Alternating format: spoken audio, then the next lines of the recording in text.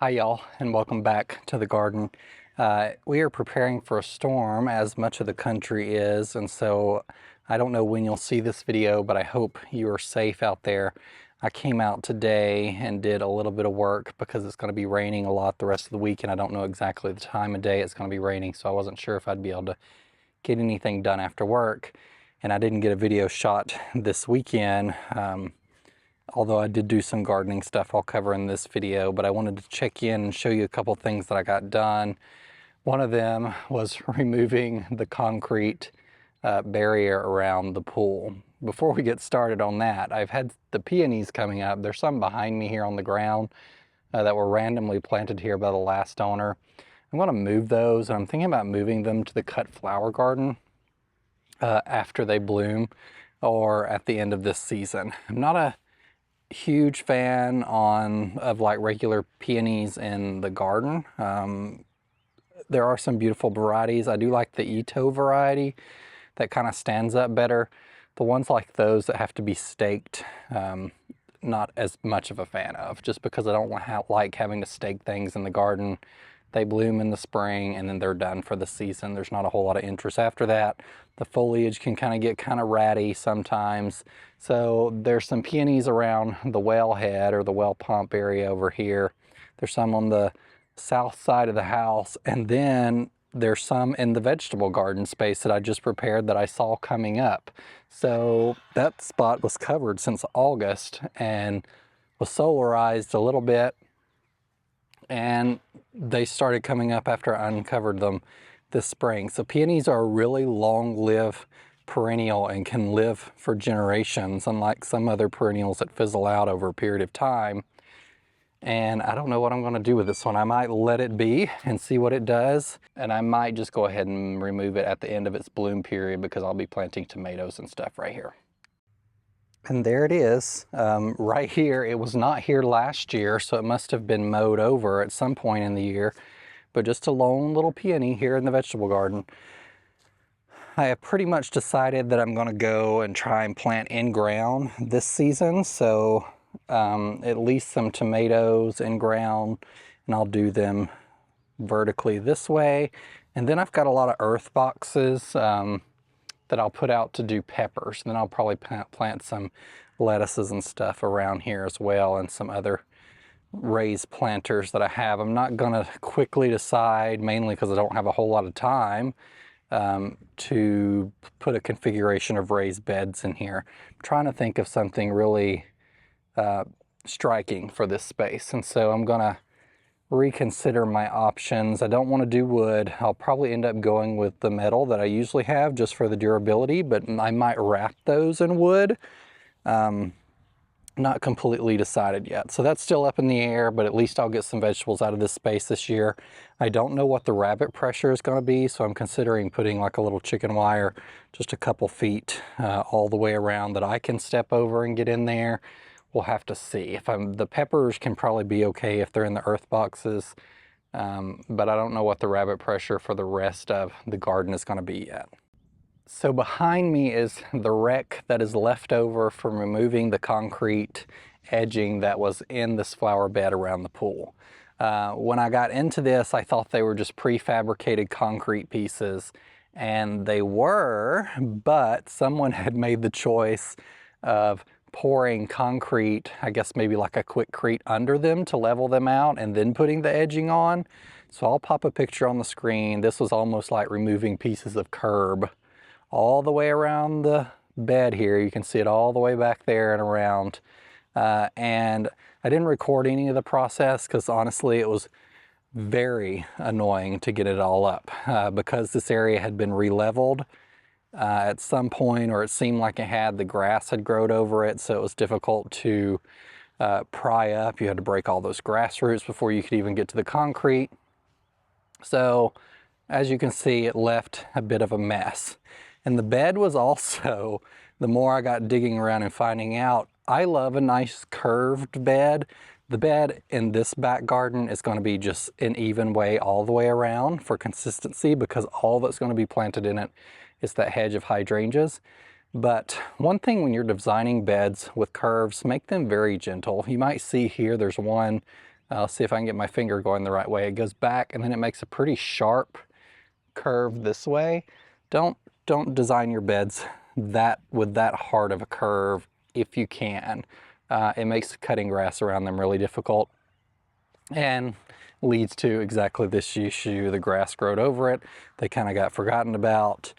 But these beds in some spaces also, like here, are much deeper than probably what I'm going to install the hydrangea hedge. I don't know, I think right here's a pretty wide point behind me. You can see how deep that is. I'm probably going to go in a couple feet. So it'll probably be an 8-foot deep bed.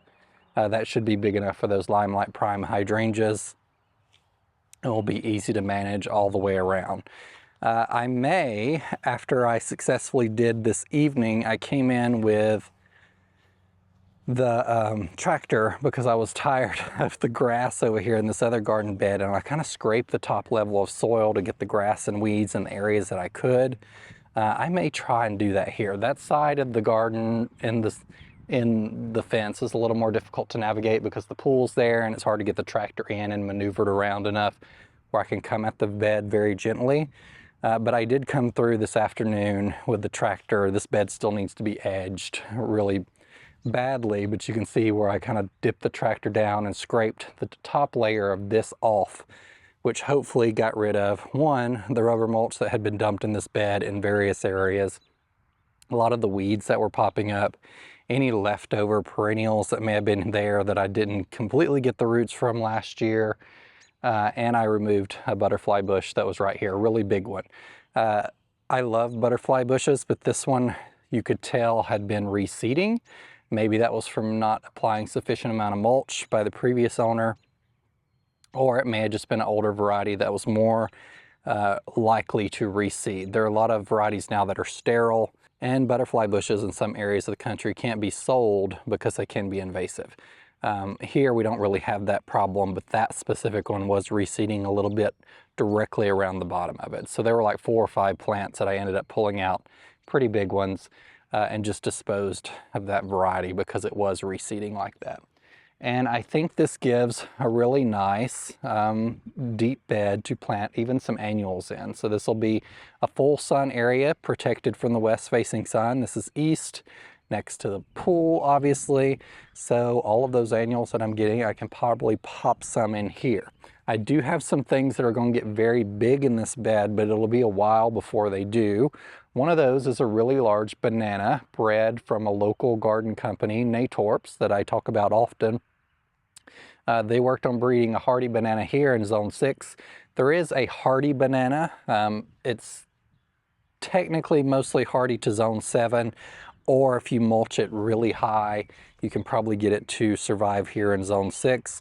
This one from 𝗍𝗟𝗓𝗧𝗦 is supposed to be hardy to zone 6 without necessarily requiring all of that extra protection, which, you know, I'm not big on babying plants through the winter. Try and plant stuff that's just going to do well, that I'm not interested in babying.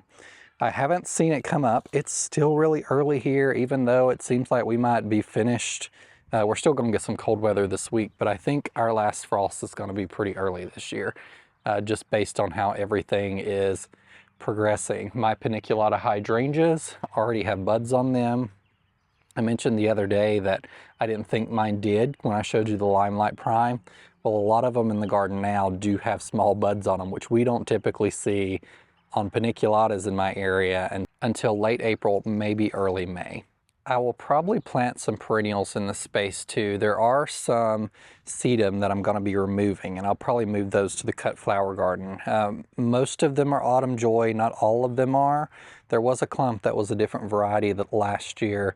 I'll have to pull some photos that I took and see if I can figure out which one it is. But I just did more autumn joy here. I could also potentially break those up, but right now they're too close to some pufferfish hydrangeas that I planted. So they are right here, and you can actually see those buds that I was talking about in here.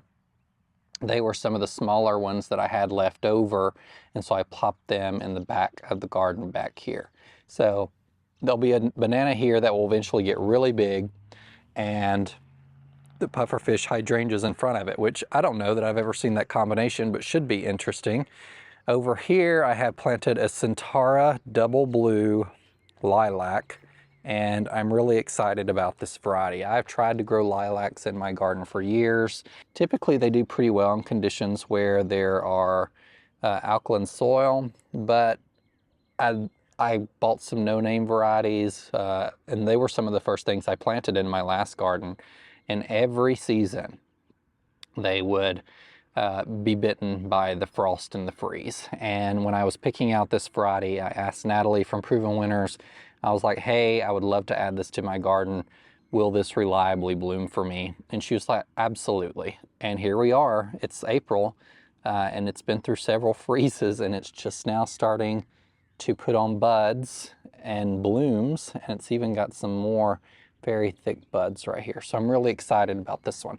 This will obviously get pretty big in a much longer period of time, and so it'll fill this space here and be really beautiful. So we'll have the big banana over here, the lilac here, and this is a Pinky Winky Prime hydrangea, which is new to the market over the past year by Proven Winners. So there's the tag, Hydrangea paniculata Pinky Winky Prime. Pinky Winky Prime is an improvement on Pinky Winky. If you've been following my channel, you know I love Pinky Winky. I had 5 of them, I think, at the last garden surrounding a willow tree.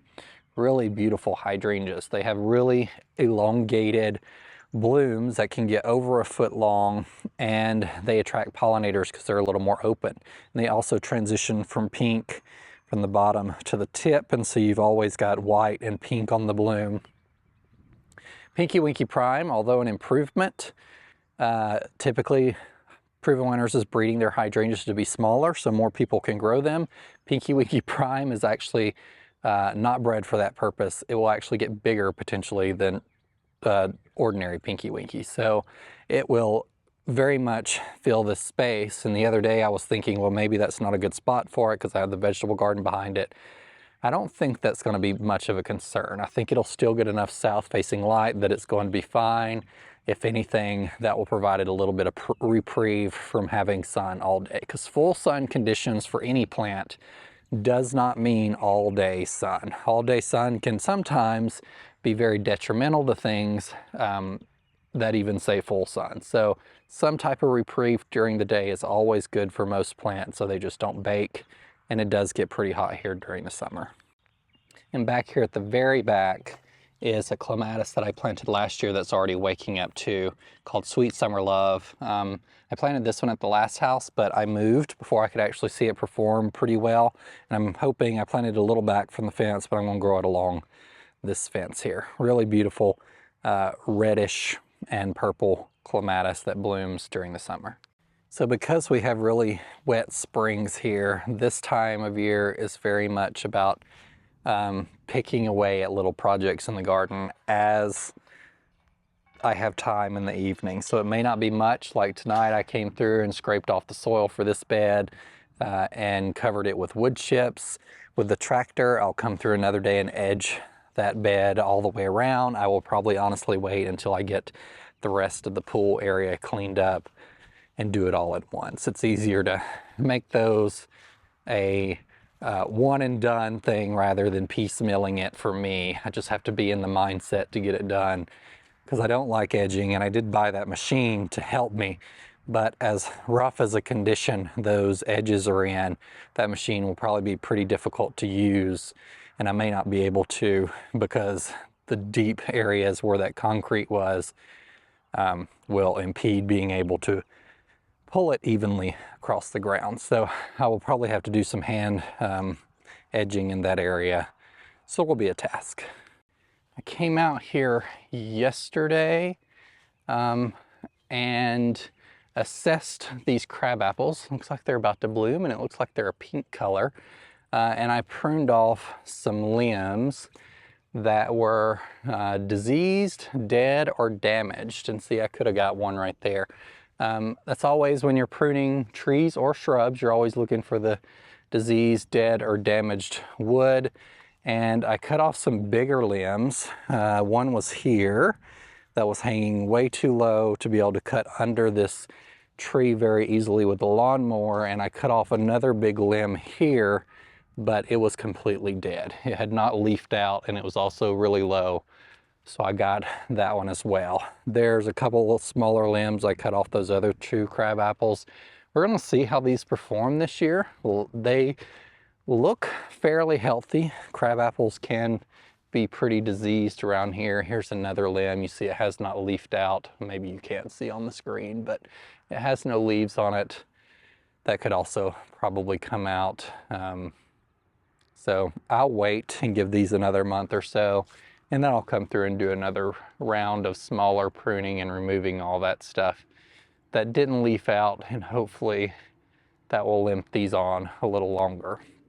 The goal would be eventually to remove them. I don't know how quickly that'll happen. There's no, as long as they're doing okay and not causing any concerns, they're not terribly big, so there's no risk of them falling on anything. They're really beautiful, so we'll see how they perform this year, and I'll let them limp around a little longer until I decide to do more things around the driveway. I think I mentioned I would like to have the driveway lined with trees one day, but that's a very big project that involves dealing with the utility company, because all our utilities run along this side of the driveway anyway, and I'm not interested in tackling any of that right now. One thing I'm incredibly excited to see bloom is this red bud that I picked up in the fall at the tree sale or the tree auction. It's a beautiful multi-trunk, or it's been pruned at the bottom and allowed to branch out very low. And it's just a wonderful vase shape, and will continue to be this nice vase shape as it grows up, but it's got buds all over it, which makes me really excited that it did well over winter, and it's absolutely loaded all over it. I would like to find some more red buds. They do really well around here, some different varieties. I've already accumulated a few varieties, so I've got that one. We've got the Rising Sun, which is over there. Midnight Express, which is a proven winners variety over here, has really dark foliage. I have Carolina Sweetheart, which is pink, green, and white. And do I have any others? Not sure, but you can see this Royal Star Magnolia finally burst into bloom. And aren't those pretty? Really liking how it's looking. So when it gets a little older and it finishes fighting that battle of scale that it had, I think it'll do much better next year, and it'll be a really pretty statement piece right there. I spent probably an hour last night out here. Was it last night? Maybe it was 2 days ago, trying to break off little branches of this Japanese maple that were dead from last year. You know, this had been a really roughly treated Japanese maple. First of all, it's planted against brick, and it gets really hot, and not the ideal necessarily place for a Japanese maple. When I mentioned that last year, someone said, well, maybe you should just move it. Japanese maples, I don't know how well they move, and I'm not interested in moving a Japanese maple that big. The likelihood of it dying is significantly high, and replacing a Japanese maple of that size is also substantially expensive.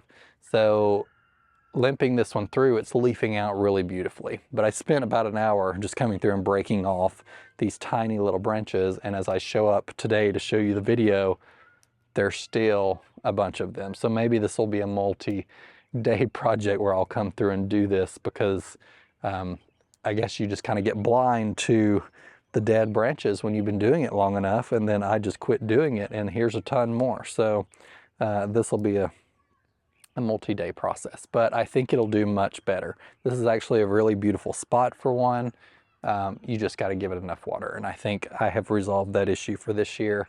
And of course, I do my best to take care of plants outside much better than my house plants. So we'll get this one, and it will be absolutely gorgeous and a beautiful statement this year. But here's all the little twigs. I just come through and I've been snapping them off here where it got too dry last year and dried up. So I've just been going through and breaking all of those off because they're dead, and you can see all the fresh growth this is pushing this year. So it's going to be really beautiful, and it's recovering nicely because I provided it lots of water last year and installed that root quencher device, which is right here, under here, and it will provide it a lot of water too, and I can actually put some fertilizer directly in there to fertilize the root system this season. Breaking those off has been a really nice mindless activity that I can come out here and do when I have time. Our hostas are also pushing a ton of growth already this spring. They're really far out of the ground, some of them, and I'm really excited to see a lot of them because they're all new varieties to me for the most part that I planted last year. Let's take a look at all of these beautiful bulbs here that I planted in the fall. Got some daffodils. I don't remember what variety these are, but I like that I stuck them here with the little orange center, and some hyacinths, some blue ones, and then some yellow ones that are coming up right now and blooming a little later. I don't know if I've ever showed y'all this, but this is an old fire pit that was here when we bought the property. So when we purchased this property, one of the parts or one of the aspects of closing is we had to lease it to the owners for a week so they could have time to move out. And during that week, they had an estate sale, and some older gentleman, as he was backing down to the barn to pick something up, did not see the fire pit and completely run over it and destroyed it. It was not the best area for our fire pit, so I didn't have it rebuilt or anything, and I'm not big on fire pits anyway because the wood smoke bothers my allergies so bad. So I've still got a little bit of stone to remove from where this was down, buried in the ground some, so I'll probably just come take the tractor through and dig some of that up later, but it's not been a super big priority yet in the season, so that's something I'll work on in the coming months or more after I get some other more important things finished. All right, y'all, we're just going to end the video here. Thank you for joining me this evening, and I hope wherever you are, if you're dealing with the storms or have dealt with them, if this video doesn't get posted in time, that you're safe. Thank you for following along this evening, and remember, be a light. Take care, everyone. Bye.